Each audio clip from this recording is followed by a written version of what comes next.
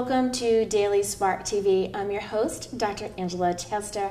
I am excited to have my guest today, BK Mhatre. We are talking about immigration in the United States. Now, as you know, immigration is a very hot topic right now. We have some highs, some lows, some in-betweens, and I'm so excited to be able to talk to him about it. Now, there's a lot that we can say, but we have limited time, unfortunately. I know it's going to be an awesome conversation. My guest, again, is BK Mhatre. He is a practicing MD at a county hospital. He's the author of several scientific papers as well as a novel. Thank you so much, BK, for being on the show today. Thank you, Dr. Angela. Thanks for having me, and I'm excited to talk about immigration as excited you are, and I'm sure the audience is also interested in knowing more about this topic.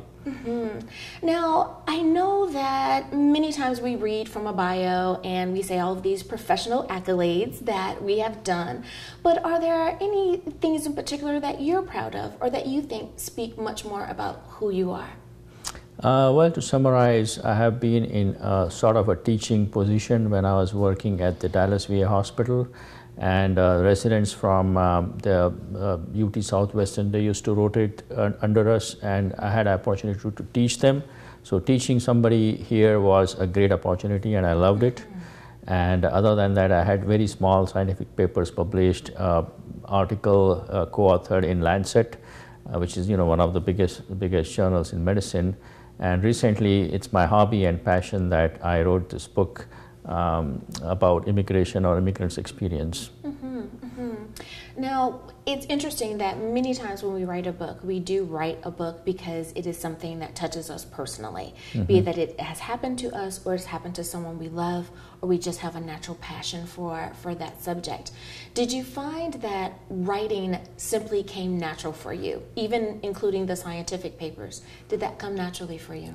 I would say yes, and to give a background, my grandfather was actually editor of one of the big newspapers at that time, so maybe it's like familial. And since I was in school, I used to write something, and I always thought that I was funny, but not that everybody thought that I was funny, but like small short stories, article. So yes, and when I started my medicine career, I started writing small papers like it doesn't have to be like a big paper, but you can write a small case you saw, interesting case, and I started publishing when I was in my early parts of my residence in India. So yes, that helped me a lot. I never thought I would write a book, but it happened one day. Yeah. We never know where we are going to end up. Isn't life exciting, I tell you? So I want to talk now a little bit more about the topic of immigration. So we have this thing called the American dream. Most people have an understanding of what that means. So twofold question for you. One, is the American dream the same thing or the same idea that it was when it was invented, if you will, in the 1950s? And do you go about it the same way that you would now that you did then? In the beginning, I think American dream to everyone, whether to immigrants or to people living here, meant a few things: that you can work hard in this country and get good education, good and stable job, have access to best health care you can have, and have a good housing. I think to answer the second part of your question, I think the definition has changed slightly in the sense that it has become more like materialistic, or having gadgets, or having big house or flashy cars. In my opinion, that's not the American dream we are talking about. It can mean different things to different people.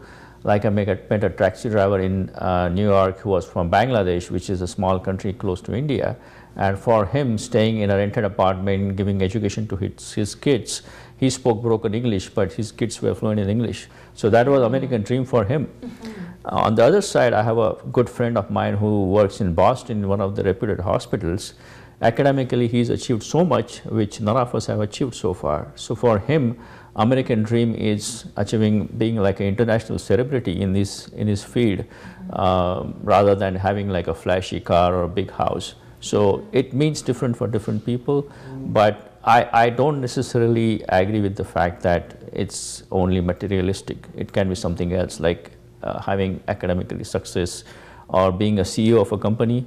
Now, there are some companies, we have Microsoft and Google, who have CEOs of Indian origin. I think that's a big achievement in their part. That's their American dream. That really puts it in perspective. And thank you for reminding people that it's not always just the big cars No, of or course the big not. house. It's just achieving that thing in particular that is the dream for you. Now, I want to ask a question regarding language. Many times when we're talking about immigration, we use language that may be offensive. Alien may be offensive. When it comes to that, what are some tips that you can give those of us who need to talk about the subject, but at the same time need to be very sensitive? Yeah, I'm glad you brought up the topic of alien, because that's the main social issue, I think, which kind of irritates me or annoys me. If you see the legal definition of alien, it means somebody who is not from the same state or same country. So legally it is correct to call somebody an immigrant an alien. But I think the better term would be like an immigrant, because alien to common people, and because of the movies like E.T. and Star Wars, it means somebody from outer planet and who doesn't belong here. So somebody who has a huge head or no ears, or maybe a single eye in the forehead. So first of all, in my opinion, we need to get rid of that term, alien. Second part of your question is about the language, and I would like to say that when you're talking to an immigrant, it's best to start conversation by asking, hey, how do you pronounce your name? Because the names can be different, and if somebody pronounces your name in a weird way or my name, you feel offended. So that is the first thing you should start a conversation, that, hey, do you say your name like this, or how do you say your name? And a lot of names in India, they are derived from Sanskrit, they have a meaning. So like there's a name called Anuj, which basically means younger brother. One of my friend's son's name is Anuj. So you can start conversation like that. And then maybe you need to get more about the person, his social background, his cultural background, his religious preferences, maybe sexual preferences, and then start the conversation. And then over the year, once you know each other, then it gets friendly and becomes a nice way to talk to somebody. Well, I am enjoying this conversation, and I know that you are too, but we need to take a very short break. We'll be right back.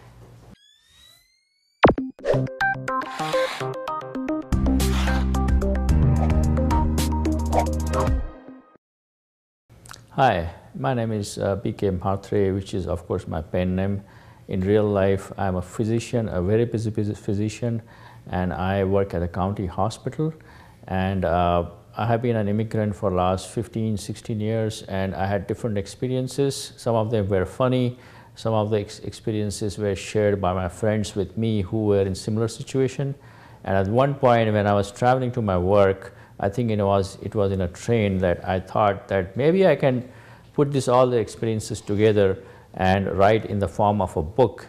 And then I thought about a story, a character which is loosely based on me and some of my friends, who lands up in New York as a physician, gets a job, and then he meets a young medical student.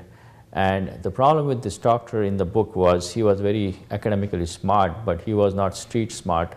So that medical student teaches him how to be street smart, and then they fall in love, and that's how the story goes. So this has been a very passionate hobby for me. And I've been, getting this feedbacks from people that, hey, this thing in the book happened with me, and it's the same way you wrote. So the book is about immigrants' life and how to get adjusted to the American culture and social system, as well as achieving his own American dream, trying to assimilate in the American culture.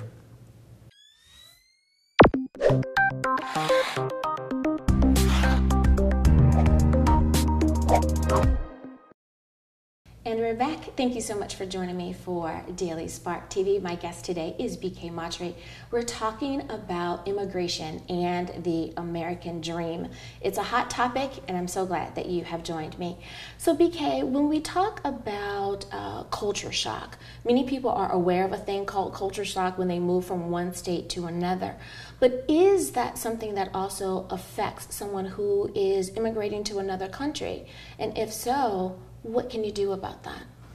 Yeah, to answer the first part of your question is, let me give you an extreme example. I mean, it may not be appropriate, but somebody moving from Saudi Arabia coming here, where women are dressed fully, they wear something called as hijab, where sometimes you can see only their face, or sometimes in extreme cases only their eyes.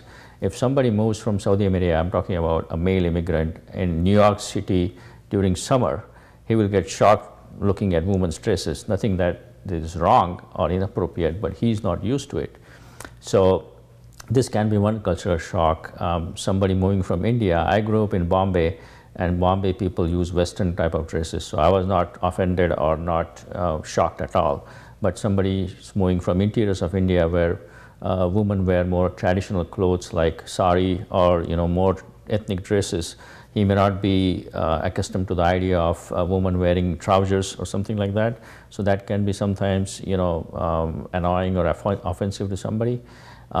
Sexual preferences can be a different idea for somebody moving from another culture. So to answer the second part of your question is what I did and what I expect other immigrants to do is to talk to somebody who's made trips to America, Western countries, and see what was the experience. Somebody who's living here for a number of years, you can read books about it. Nowadays you have YouTube, internet, you can just Google everything and basically get idea of the culture you're going to, so that you don't get shocked. Okay, this is what I'm going to expect in New York City, that women will be wearing these kind of dresses. And of course, Hollywood movies, they may not be the real depiction of American culture, but they always help you. Mm-hmm. Now, another thing that we deal with are, social issues. Are there any social things that we need to be aware of when it comes to our new friends that happen to be immigrants? Yeah, I mean, I briefly talked about it earlier. I mean, we have to understand the cultural, religious, and social background from which the immigrant is coming from. So this can be really tricky both for immigrants and as well as for natives over here.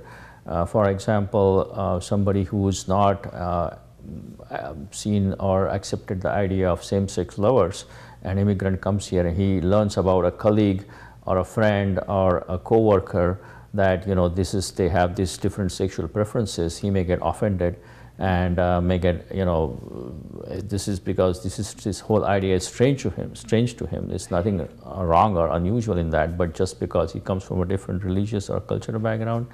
So in such cases, as I said, sometimes people don't eat meat at all. Mm-hmm. So you can ask, if you're on the dinner table or having lunch with your colleague who is from different country, that do you guys eat meat? Or if you eat meat, what kind of meat you prefer? There are certain segments of society who don't eat beef or pork or both. Yes. So this can be very sensitive, because by mistake you can offer him or her something he is not supposed to eat. So these are very small but very sensitive social and cultural issues which can be dealt with easily. Mm-hmm. So basically start the conversation and try to know the person more about his preferences. Mm-hmm. Wow, what a great reminder. Thank you.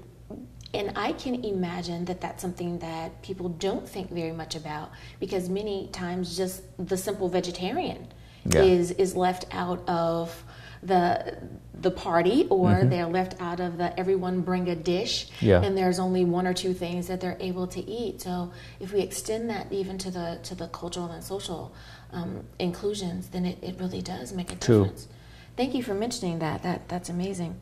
Now, do you think that people are familiar with the immigration or the naturalization process? Not the immigrant themselves, because we'll talk about that a little bit later. Mm-hmm. But do you think that, by and large, Americans are familiar with that process?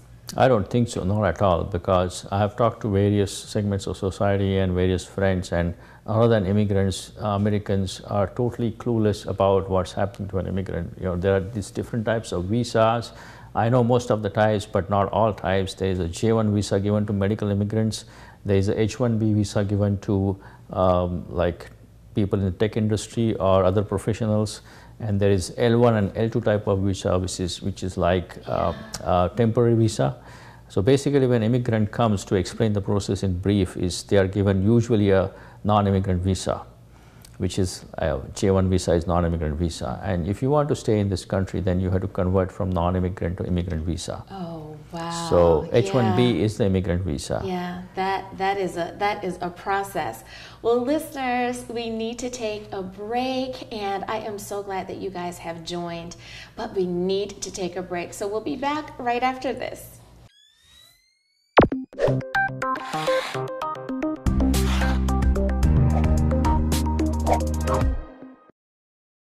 Hi, my name is BK Mhatre, which is of course my pen name.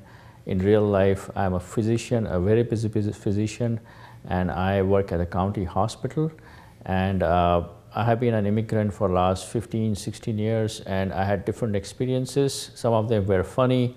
Some of the experiences were shared by my friends with me who were in similar situation. And at one point when I was traveling to my work, I think it was in a train, that I thought that maybe I can put all the experiences together and write in the form of a book.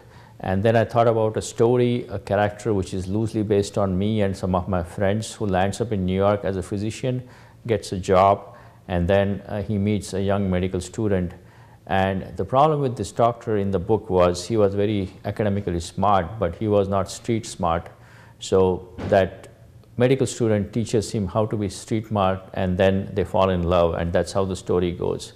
So this has been a very passionate hobby for me, and I've been getting this feedbacks from people that, hey, this thing in the book happened with me, and it's the same way you wrote. So the book is about immigrants' life and how to get adjusted to the American culture and social system, as well as achieving his own American dream, trying to assimilate in the American culture.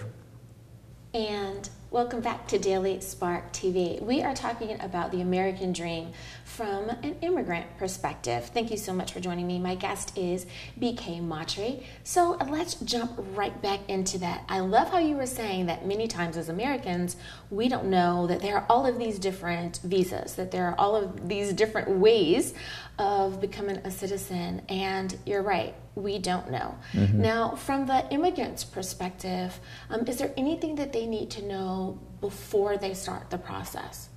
Yeah, I mean, what I would like to say to all immigrants and other audience also is this process can be very tedious, cumbersome, and time-consuming, and it may or may not be smooth. If you are lucky, then this process can be smooth.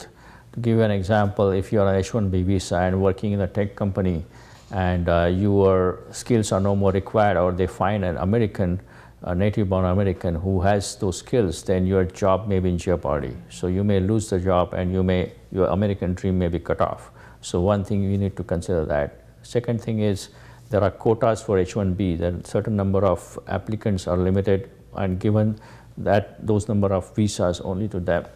And then the process of conversion from H1B to green card can be not only time consuming and tedious, but it involves a lot of involving immigration lawyers and a lot of legal fees. Mm-hmm. So it's in the end, everything turns out to be well, as happened with me and many other immigrants. Mm-hmm. But there are always some hurdles, so get prepared for those hurdles. It's not going to be a smooth process. If it is, you're lucky, and it's going to be an expensive process also. Mm-hmm. But eventually you will be there. Mm-hmm. It sounds like you need to be patient, as we do with a lot of things in life. Yeah. That we need to be patient and just hold true. That's a good tip there. Now, many times when we talk about immigration, or we just talk about people that are different than we are, people become very standoffish. Mm-hmm. We don't share the same language. We don't share the same music. We don't share the same, fill in the blank. Mm-hmm. There. What are some ways that you think that we could kind of bridge the gap, that we can try to bring people closer together? Yeah, that's a very good question, and I think the efforts has to be from both sides, because immigrants have to assimilate in the American culture themselves, and rather than trying to be separate. At the same time, it's kind of a difficult process because they are trying to preserve their own identity and culture, but trying to be American at the same time. And one of my friends very funnily said that when I was new immigrant here, I was talking to her. She's also a physician, and she said that I'm 9 to 5 American. So when I go home, I go back to my own roots. I mean, it doesn't have to be such a sharp, different process that 5 o'clock you suddenly become Indian or Mexican or wherever you are from. But the point she was saying is when you mingle with the crowd, you try to be in the same culture. Like, for example, to give an example, I've never seen football, American football, till I came here. And we always play soccer and cricket. So when you mingle with the crowd here, they have their favorite teams and sports. Yeah. So if you don't understand football or baseball, you need to get a little bit more about it so that you can be part of the conversation. And even the Americans don't feel that, hey, this guy just sitting there looking at our faces. He has absolutely no clue what we're talking about. And similarly, from others' perspective, we get to know, they have to know more about the person, that, hey, do you watch our football, or do you play football in a country, and have you played baseball? Or I heard it's something similar to cricket, which is played in India and England. So that conversation can start like that, and then we have to assimilate the immigrant into the process. So it has to be effort from both sides. And you made such a great example there, and that's using sports. Yeah. Because sports does have a tendency to bring us together. It's a time where we can pick a color or pick a team. You know, it's like, hey, they have on red. That's my favorite color. I'm gonna cheer for them. Very true. Even if you don't understand all that's going on. And boy, the soccer football thing, yeah. I can understand that. That is a great way of bringing people together. Well, I want to take just a moment or two to allow you, BK, to share just from your heart, if there's any nugget of wisdom that you think that someone needs to know. What would that nugget be? Well, America is a great country, and America is a very welcoming country. And they welcome immigrants since many years. And if you want to achieve your American dream, you need to work very hard.